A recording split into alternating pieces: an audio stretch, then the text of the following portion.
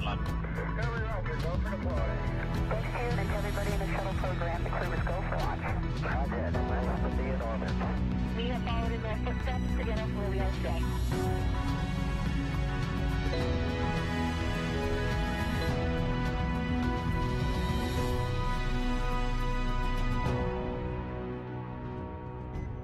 Good afternoon. It's Saturday, May 1st, here at SpaceX's headquarters in Hawthorne, California. We are coming to you live as we await for Dragon Resilient spacecraft to depart from the International Space Station and make its way back to planet Earth. We do expect Dragon Resilience to push away from the space station at about 5:35 p.m. Pacific time with our Crew-1 astronauts, three from NASA, Mike Hopkins, Victor Glover, Shannon Walker, and from Japan Aerospace Exploration Agency, astronauts Soichi Noguchi. My name is Andy Tran. I'm a production supervisor here at SpaceX. I'm very excited to be bringing you live coverage of the Crew Dragon completing its second trip to the space station with people on board as NASA's first official long-duration mission of our Commercial Crew program. Joining me today is NASA's Public Affairs Officer, Leah Cheshire. Leah, how are you doing today? Hey, Andy. I'm doing awesome because you can't be anything else than that whenever you're excited about bringing some people home from space. So once Dragon departs station, the crew's flight home is expected to last roughly 6.5 hours and include 4 departure burns that move Dragon away from station and 1 final deorbit burn. Dragon is targeted to splash down off the coast of Panama City, Florida, in the Gulf of Mexico at 11:56 p.m. Pacific or 6:56 GMT, followed by the crew getting picked up at sea by one of SpaceX's recovery vessels. Now, the crew have been up there for quite a while. The mission began on November 15th of last year. Just a heads up, we saw something small, silver, float towards the airlock, bottom of the airlock behind you, from Soichi's suit. Towards the deck.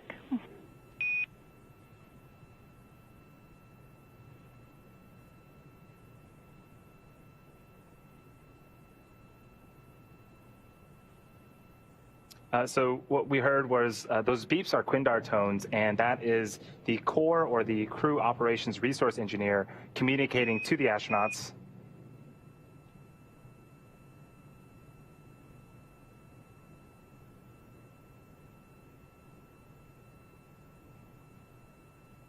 So that was the CAPCOM, the capsule communicator in Houston, still communicating with the astronauts aboard the International Space Station, as well as we get Crew-1 suited up and back into Crew Dragon. And we'll try to pause to make sure that everyone can hear those communications. But and Houston, copy Joe. Last, which direction was it flagged? Oh, I found it. Thank you. Glad to be of help. So this mission began last November on the 15th. On the big loop. SpaceX here.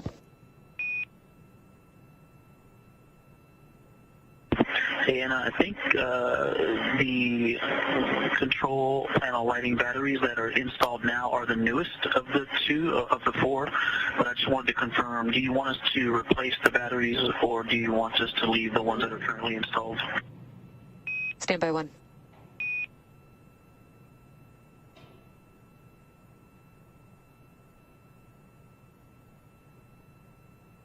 So as you can hear, there are a lot of checks underway right now between teams here on the ground in Mission Control Hawthorne and in Mission Control Houston, with both the crew on the International Space Station that will remain once Crew-1 departs today, and the Crew-1 astronauts themselves. So it's just those final checks that have to happen as we're getting ready for hatch closure coming up here shortly. And on screen, that is a view from the International Space Station. That is Soichi Noguchi suiting up. He and Shannon Walker will go ahead and suit up outside, and that's Aki Hoshide next to him. That's the new space station commander. Command was transferred over to him from Shannon Walker, who's also departing today, and Walker will have probably already suited up at this point. They will ingress the vehicle already in their suits, and Mike Hopkins and Victor Glover will suit up after. SpaceX on Big Loop 4, answer.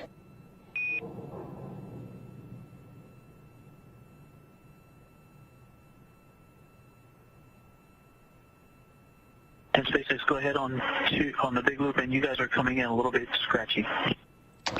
Copy.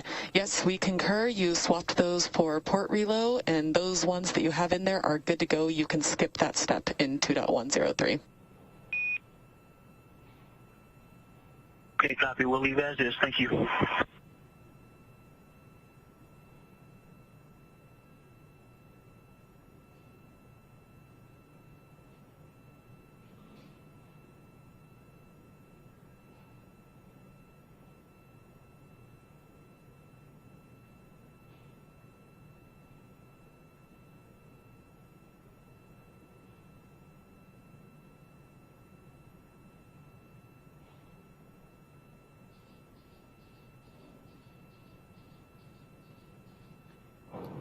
So as we wait, we can see a lot of astronauts continuing to help Soichi. It looks like they're taking photos.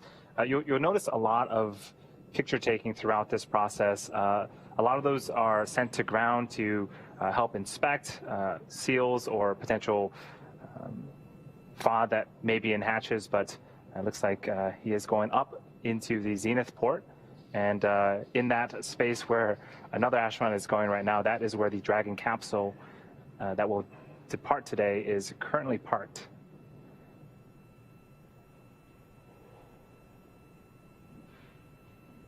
And that is Soichi going through the APAS hatch and the vestibule into Dragon. We've got some cargo stowage right there as well. Love getting those final photos with your crew members in space. The next time they'll all see each other is when those crew members return to Earth as well. So I think it could probably be kind of hard to leave your friends after spending almost 6 months on board with them. And there's NASA astronaut Shane Kimbrough, who just arrived a week ago on Crew-2 mission. He's helping them complete their checks ahead of hatch closure and undocking today.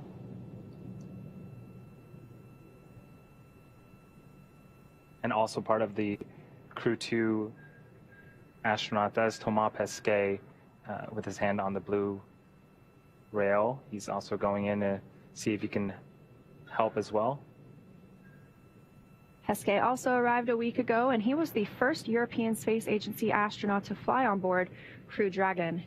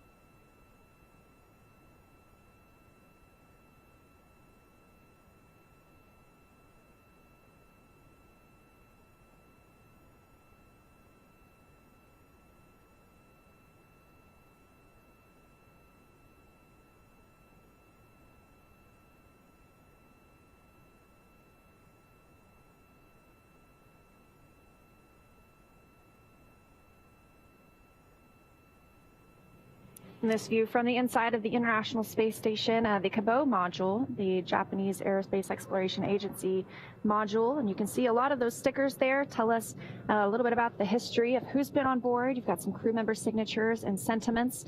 And to learn a little bit more about the International Space Station side of things and how those operations are going in preparation for undock, let's talk with our colleague Brandy Dean in Houston. Brandy.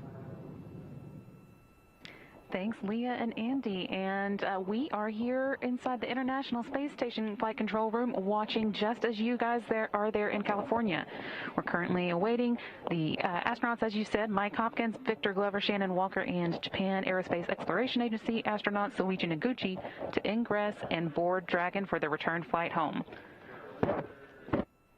As you are seeing, ingress is definitely already underway. It'll wrap up once Mike Hopkins and Victor Glover board in just a few minutes. Ingress, it actually involves them getting into their spacesuit inside. We've seen Shannon Walker and Soichi Noguchi already in their spacesuit, but Victor and Mike will follow up by putting theirs on once they do board. Let's take a look at some of the upcoming milestones, not only for today's departure, but also splashdown.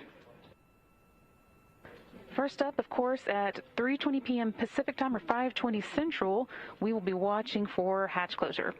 Once all Dragon crew members are inside their vehicle in just a few minutes from now, they'll be able to close the hatches between them and the International Space Station. As I said, Mike and Victor will be donning their spacesuits once they are inside the Dragon. And as you saw there on the screen, those aren't the big white spacesuits you might remember from spacewalks, but the SpaceX spacesuits the crew will wear during all of the dynamic phases of flight to protect them in case of an emergency. There will also be a series of leak checks on the spacecraft that will occur before the crew makes their way into their seats to strap in for undocking. At 3:25 p.m. Pacific or 5:25 Central, we'll have the APAS hatch closure. Once Dragon's hatch is closed, Shane Kimbrough, one of the space station crew members staying behind, will affix a docking target to the outside of the APAS hatch and then close it, creating a space between Dragon and the station known as the vestibule. He'll then make his way out of the pressurized mating adapter between the two vehicles and close the forward hatch on Node 2 of the space station. SpaceX, this is Resilience. At 4:10. Dragon cabin configuration for departure is complete, 2.10. However, Ike is still working on the polar lockers. Copy. Thanks for the status. Dragon Commander Mike Hopkins there reporting that they are making their way through the different tasks and check marks that they need before they are able to close the hatch. Continuing through the activities coming up at 4:10 p.m. Pacific or 6:10 Central, we'll have vestibule depressurization. Once all the hatches are closed, a ground command will be sent to open valves on Dragon and begin depressurizing the vestibule, essentially venting the air inside and bringing it down close to vacuum. They'll pause at about 5 pounds per square inch for a few minutes to allow temperatures inside the vestibule to stabilize before they finish that depressurization. And then at 5:20 p.m. Central, 7:20 p.m. Pacific, 7:20 Central, we'll listen for the go, no-go call for undocking. Teams here in Mission Control Houston and in MCCX and Hawthorne will do a joint call for undocking. Finally, at 5:35 p.m. Pacific, 7:35 Central, that will be the actual separation. An undocking command will be sent, followed by a few minutes for the umbilical that connects the power and data between the two spacecraft to detach, and for 12 hooks holding the Dragon in place to retract. Then 2 quick firings of the Dragon's thrusters will initiate separation and undocking will be complete.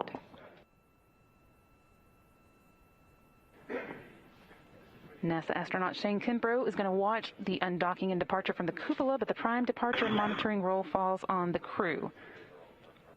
Mission Control Houston will back them up from the ground. And SpaceX, this is As you've heard several times, Dragon's flight is intended to be autonomous. 3.1 Dragon departure prep.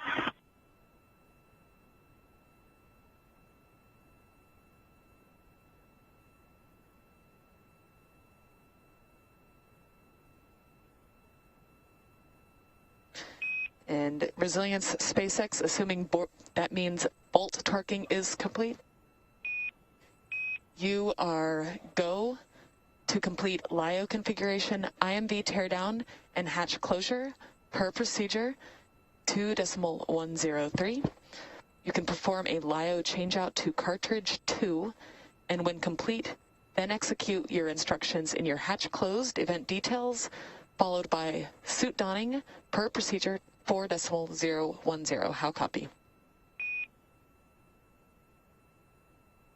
Okay, so we have a go. Pike is complete with the polar torquing, 2.103. LIO cartridge is 2, and once complete with all of that, we're go to close the hatch and get into the event details. Good readback.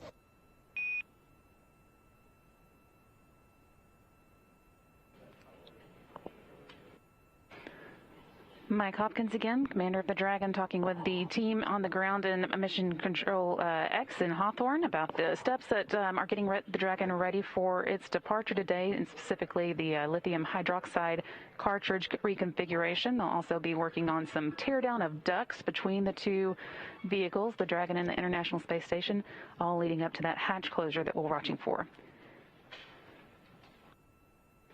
Here on the space station side of the activities, we're looking good. Solar arrays are locked in place, and we have good communication links. Attitude is going to remain on the United States thruster control until the time of undocking, when we'll switch to use control moment gyroscopes only. We're tracking no issues for an on-time departure. And as we get ready for that final ingress, I'll throw it back to Leah and Andy and Hawthorne. Thanks so much, Brandy. And we heard several calls there, and one being that they were go for hatch closure. You can see NASA astronaut Shane Kimbrough continuing to do some work around the hatches and in that vestibule area. And we should probably mention that just before we came on air today, we heard that the weather is go in the most recent weather briefing that comes about 2.5 hours prior to undocking. So everything continues to move on the timeline here. And then there in the center of your screen, you've also got NASA astronaut Megan MacArthur. She arrived with the crew members a week ago on Crew-1.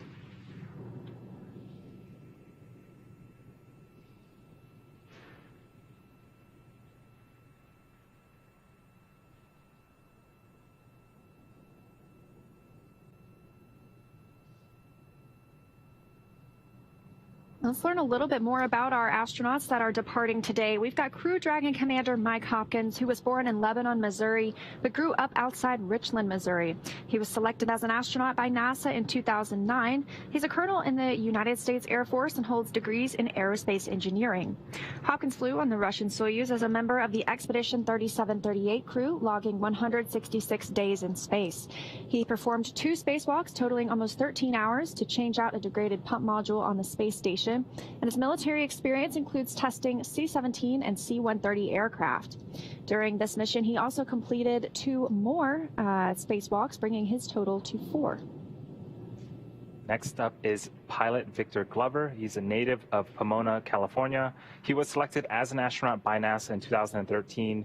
Glover is a commander in the United States Navy, holds degrees in general engineering, flight test engineering, systems engineering. For the LIO changeout.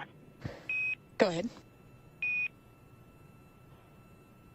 Okay, I just want to verify that when we take LIO 2 out of the bag and install it, we then put LIO 1 in the stowage location but outside of the bag, and that just the bag goes to Endeavour. Is that correct? That is all correct.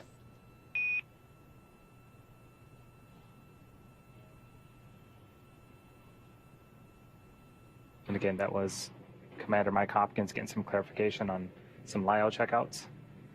On screen is Thomas Pesquet talking, who is off screen with Aki Yoshide.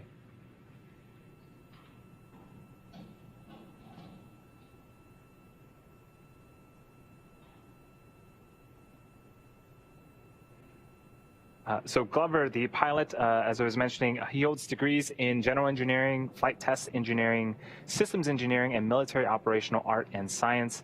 He has extensive military test flight experience, was a test pilot for the FA-18 Hornet, the Super Hornet, and EA-18G Growler. He has accumulated 3,000 flight hours in more than 40 aircraft, over 400 carrier arrest landing, and 24 combat missions. This was actually his first space flight, and also a fun fact, yesterday was his birthday, so he gets an exciting birthday week, and he gets to spend part of it in space, and also the other part back on Earth. What more could you ask for? Happy belated birthday, Victor Glover. His crew member, mission specialist Shannon Walker, is from Houston, Texas. She was selected as an astronaut by NASA in 2004 and is a doctor of philosophy in space physics. Walker flew on the Russian Soyuz as a flight engineer for Expedition 2425 aboard the International Space Station, in space for 163 days.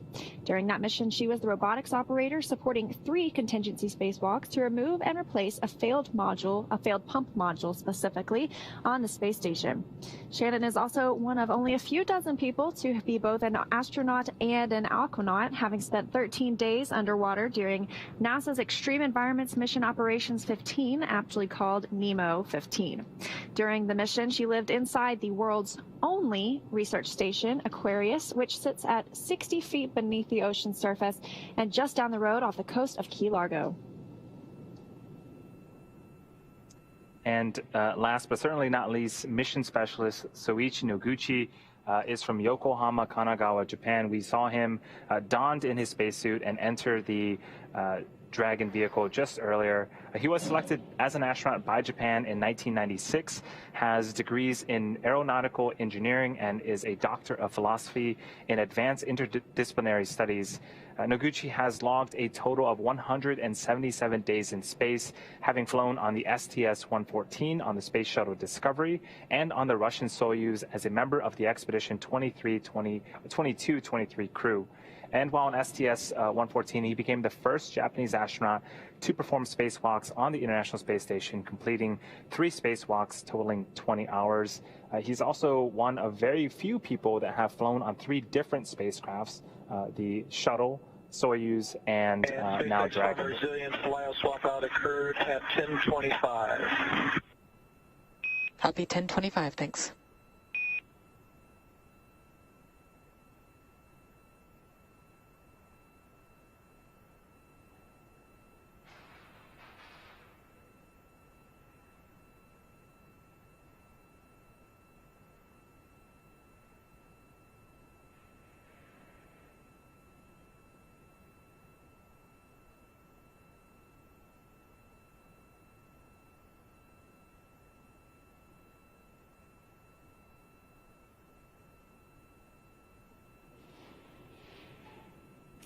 Soichi Noguchi, as you mentioned, logging 177 hours on his previous space flight, and this time he comes home. All 4 of these astronauts come home, having added 168 extra days in space. Dragon SpaceX for LIO time clarification.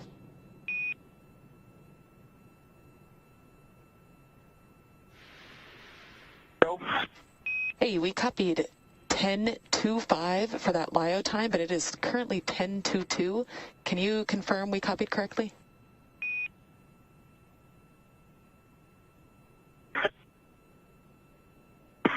Yeah, so my iPad's got a little fast on it, so 10:22 works.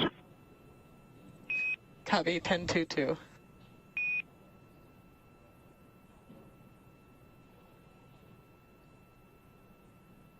Crew discussing those lithium hydroxide canisters being switched out. So we mentioned they're coming home with 168 days in space, these 4 crew members, and once they splash down, they will be breaking a record from the set by the final Skylab crew of 84 days, 1 hour, and 15 minutes in space by an American crewed spacecraft, and that was in February 1974. So just another first for Crew-1.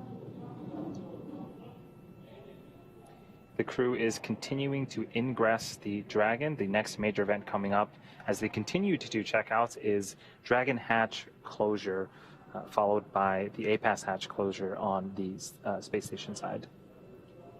And we heard that Shannon Walker and Soichi Noguchi, we saw they were already in their suits prior to ingressing Crew Dragon. So they were able to get in their seats and plug in those umbilicals, which are part of the suits that allow for communications, data, and air as well to flow into the suit. Mike Hopkins and Victor Glover, you can see inside the capsule, getting our first look of the day inside Crew Dragon Resilience. Victor Glover there at the top of your screen. He and Hopkins will suit up shortly. Looks like they might be getting some final pictures.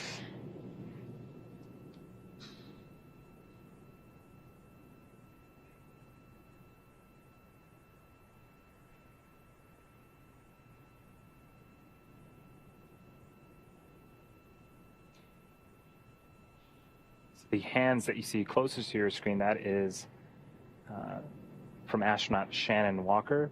Again, the mission specialists donned their suits before ingressing. Commander Mike Hopkins and pilot Victor Glover will don their suits after hatch closure. And it looks like they were just doing just that, closing that forward hatch.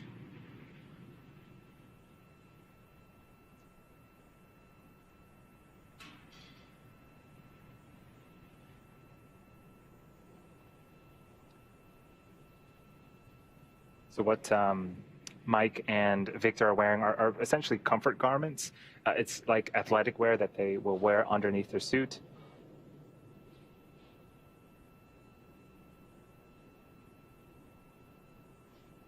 There's actually 2 hatches.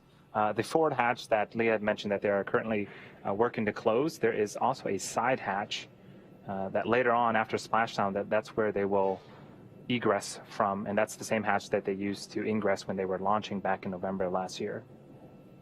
The view on your left from the International Space Station side of the operation. Not only does that Dragon hatch have to be closed, the A-Pass hatch has to be closed as well. Crew member Shane Kimbrough will be... SpaceX Farm Resilience hatch is closed. Copy, hatch closed.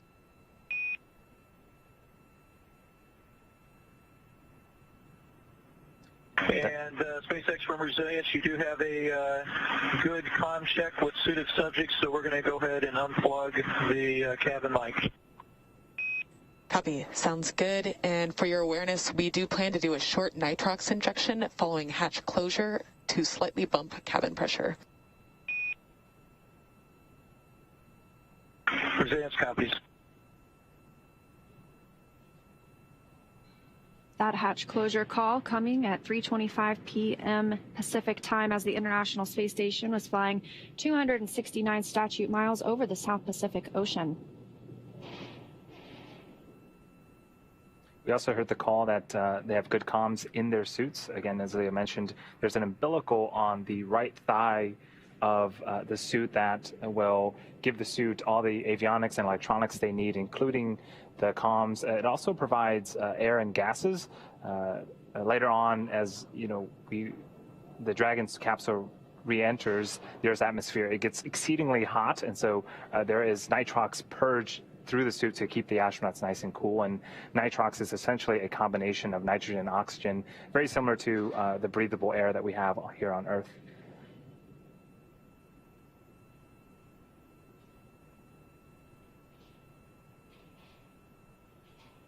We were talking a little bit about those comfort garments. They serve another purpose as well. If you're familiar with compression socks, it's sort of a similar thing. They're orthostatic garments that these help the crew. They're sort of compression pants and squeeze their legs. That helps force the fluid from their legs up toward the upper part of their body when they come back to gravity. Helps everybody feel a little bit better after spending 6 months in space. Yeah. And it looks like we do have some satellite handoffs. That is to be expected. They're part of the tracking data and relay satellites that are stationed, I believe, in geostationary orbit, 22,000 miles above the Earth's surface. And so we expect them. We should get communications and video back here shortly. That is a view of Mission Control in Hawthorne, just to my left, as the team here continues to support Dragon departure and docking, and eventually splashdown later on tonight. Yeah, and we should expect to get that communications back in just under 2 minutes now. But as you mentioned, you've got SpaceX Hawthorne there, and we heard from Brandy Dean earlier in Mission Control Houston. The teams are still in joint operations, meaning they're working together, ensuring the safety and the proper execution of everything that happens today. And that'll occur until the vehicle Crew Dragon is outside of the approach ellipsoid. At that point, the International Space Station teams will continue monitoring the International Space Station as they do 24 hours a day, 365 days a year. And teams here in Hawthorne will be focused on Crew Dragon itself. So this Crew-1 team, they launched in November 15th of last year. It took them about 27 hours to get from Earth to the International Space Station and dock and open that hatch. Today is going to be a little different. After we undock, it'll take about 6.5 hours from the International Space Station to deorbit, re-enter the Earth's atmosphere, and eventually splash down in Panama City, off the coast of Panama City, in Florida. So quite a bit of difference there. The return duration can take anywhere from 6 to upwards of 30 plus hours. There's a lot of things that go into, you know, the time of return, the duration of the return, but you know, it's all for the comfort and safety of the astronauts. So yeah, today it's going to be a nice short one for the astronauts. They don't have to wait too long in the resilient space capsule. Pretty impressive, if you ask me. You know, you can't really drive across the state of Texas in 7 hours, but you can make it from the International Space Station back down to Earth. And some of those factors that we were discussing that play into the length of a return can be, a lot of times we see crew sleep. We want to make sure that the crew are rested and able to monitor the vehicle as it returns. And of course, Crew Dragon is fully autonomous, but we want to just allow them to keep an eye on it and not get too tired as they step through those procedures. So that definitely played in their favor today.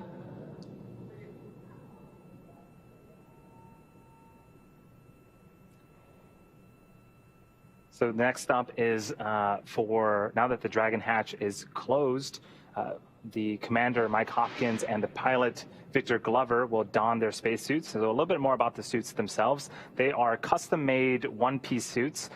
The gloves, the boots, the helmets are all integrated into the suit. So effectively, it's like a onesie. You kind of get in, and everything just zips up.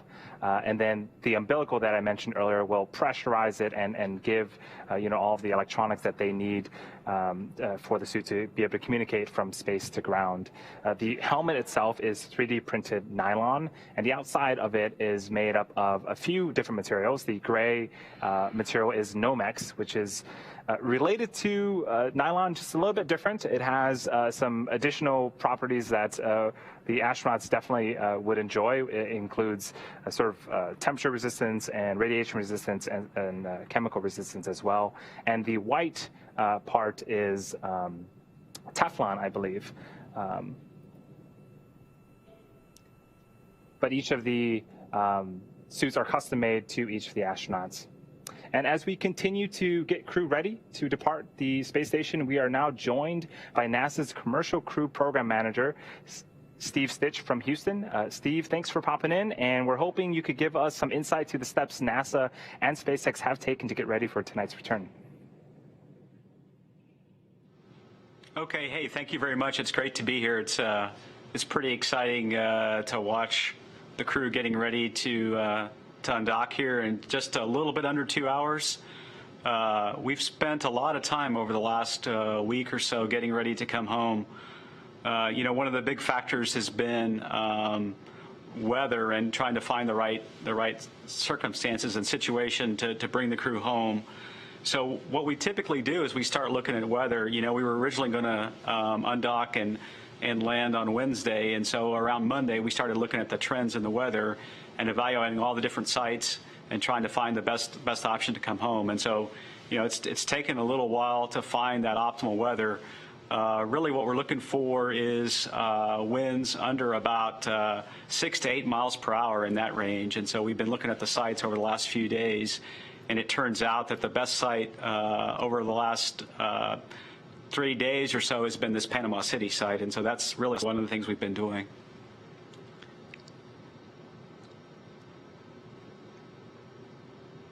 I can tell you a little bit more details about the, yeah. Sorry, so there was a change. Now we're targeting a night landing, which will be another first for Dragon with Crew. So how have the teams sort of changed and anticipated in order to make sure that this night landing goes successfully?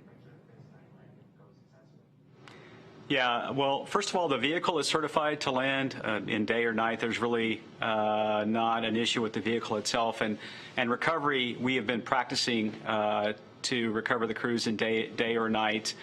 We knew that when you look at kind of how we've set up the program, we have crew rotation missions in April and October, and we pick those months for weather. And so in either of those months, we can have both daylight or night opportunities. And so they've been practicing recently on the last cargo mission. In fact, the CRS-21 mission, which landed in January, that was a night landing, and the SpaceX team recovered that vehicle, and the Crew Dragon and Cargo Dragon are very much identical. So we've been getting ready for this opportunity.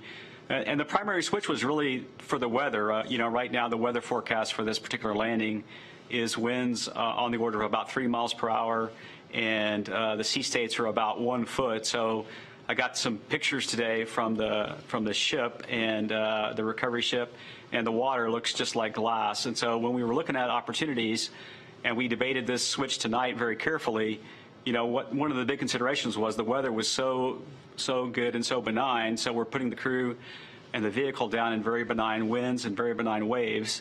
And so that's best for the crew and best for the vehicle. And then when we looked at the night opportunity, it turns out that we'll have quite a bit of moonlight. We'll have a few high clouds, maybe around 22,000 feet, but they'll be very thin. And so we'll have a good moonlight out in that area as well. And then, the ships have lots of lighting and lots of night capability. And so the fast boats from the SpaceX Go Navigator ship will go out, and they'll be at the capsule in about 10 minutes after splashdown. So when we weighed all those options, it just looked like this was the best time to come home, the best opportunity. When we looked at the winds for most of the week at these daytime opportunities, the winds were pretty high. And so, after we talked about it for several days, we convinced ourselves, hey, the right thing to do is bring the crew home. In this night opportunity, the vehicle and the recovery team are certified to go do that operation. We talked it over carefully with the SpaceX recovery team, and they're ready to go. And in fact, the ship's out there on position right now, ready for the recovery. Well, thanks so much for the time, Steve. Do you have any final thoughts before we let you get back to the operations? No, I would just say we're excited about the return. Entry is always a nervous time for me and others at NASA. I'm really excited for the landing. I'm very proud of the teams that worked so hard on this mission for all these months while the crew was on station and preparing for that mission. If you just step back and think about this month of April now heading into May, it's been very busy for commercial crew. We had a port relocate of this vehicle early in the month on April the 5th, a launch not very many days ago now, just a little over a week ago on April the 23rd, and then now this return and landing for the Crew-1 vehicle and crew. And it's just an exciting time. I can't thank the teams enough for all their hard work at SpaceX, at NASA, across the country. It's a very big team effort, not only between NASA and SpaceX, but the FAA is involved in clearing the airspace for the landing. The Coast Guard's involved in making sure we have notice to mariners and boats out and also patrolling the area. The Federal Communication Commission looking at the reentry and communications. And then finally, the Department of Defense, Detachment 3, in the event of a contingency, they're available to go do a worldwide rescue of the crew. And so we have a great team. We're ready to go, and we're well practiced, and so we're looking forward to landing this morning. Again, that was Steve Stitch, NASA's Commercial Crew Program Manager, giving us some additional details on the road to Crew-1's departure this evening. It is excellent news that although it is a nighttime splashdown, the sea states are pretty much ideal conditions with very little winds and very small waves. Now that Dragon's hatch is closed, the crew is preparing to depart. We're going to take a short break before we get ready for undocking. Our live coverage will stay live with you the entire time until Dragon splashes down off the coast of Florida, on target for Saturday, May 1st at 11:57 p.m. Pacific time or 6:56 GMT on Sunday. So don't go anywhere. We will see you soon as Crew-1 gets ready to depart the International Space Station. No, I installed it not too long ago, so I assume it was done by procedure correctly, but we'll see.